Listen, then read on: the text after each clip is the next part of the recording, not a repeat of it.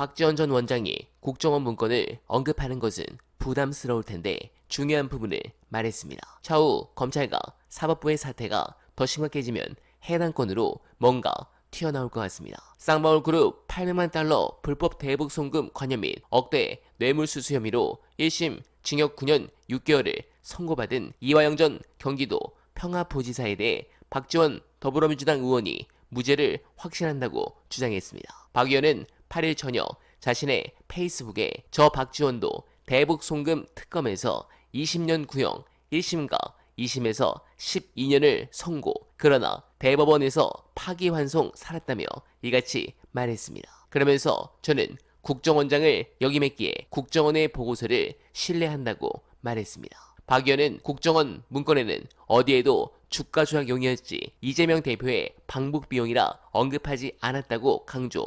왜 1심 재판부는 국정원 문건, 검찰의 압수수색에 의해 압수된 문건을 증거 채택하지 않고 배척했는지 그것이 궁금하다고 의구심을 나타냈습니다. 네, 민주당은 이럴수록 더 속도를 내서 특검과 검사 탄핵을 이어가 조작 수사를 진행하는 저 수사팀을 스톱시키고 참교육을 해야 합니다. 저들의 목표는 이화영 전 부지사가 아닙니다. 오로지 이재명 대표이며 피선거권 박탈이 최종 목표입니다. 관련해서 주말 언알바 최저가 특가와 함께 화제가 된 분석 보시고 이어가 보겠습니다. 거부권의 새로운 사용법을 발명했어요. 민주당이 법안을 발의하고 통과시키면 그거를 막는 도구로 쓰는 거예요. 총선 결과를 부정하는 다수결 원칙을 깨는 도구로 지금 재탄생했어요. 지금 거부권이. 헌법 정신의 정면으로 위배되는 것 같다. 거부권이라는 거는요, 일종의 비상대권이라고 저는 생각하거든요. 그래서 200석이 있어야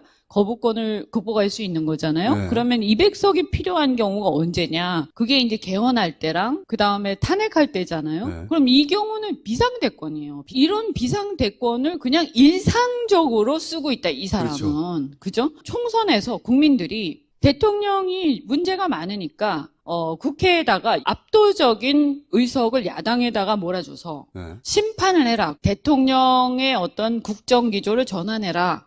이걸 윤석열 대통령이 뒤집어 버리는 거죠. 그렇죠. 바로 총선에서 국민들이 어떤 의사를 표시를 했는데, 그래? 웃기고 있네. 그럼 내가 이 거부권을 이용해서 선거 결과를 나는 뒤집을 수 있어. 나는 그 국민들에 대한 도전 아닌가, 이거는? 제가 볼 땐 이건 헌법 정신에 대한 도전이고 주권자에 대한 도전이고, 그래서 그러니까 어떻게 해야 된다? 어쩌다가 한 번씩 위반하는 게 아니라 이렇게 일상적으로 입법권을 뒤집는다. 일상적으로 주권자의 의사를 뒤집는다.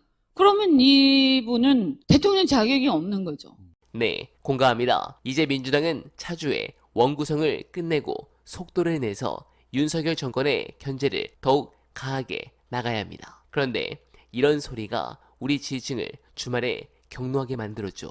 우상호는 당원의 의사가 잇따라도 설령 당원의 의사에 반하더라도 국회의원이 결정하는 거다 라고 했습니다. 그러나 이재명 대표는 국회의원이 결정하는 게 맞지만 당원의 의사를 최대한 반영하여 결정할 수 있도록 시스템을 보완해야 한다고 했습니다. 국회의원이 결정한다는 점에서는 두 분이 같지만 당원의 의견을 얼마나 반영하고 수용해야 하는가에 대해서는 차이가 큽니다. 대의민주주의에서 중요한 기준은 표결권이 있는 국회의원이 당원의 의사를 얼마나 제대로 잘 반영하도록 하는가에 있습니다. 그 부분을 잊지 말아주시길 바라면서 언알바는 오늘도 최선을 다하겠습니다. 여러분 고맙습니다.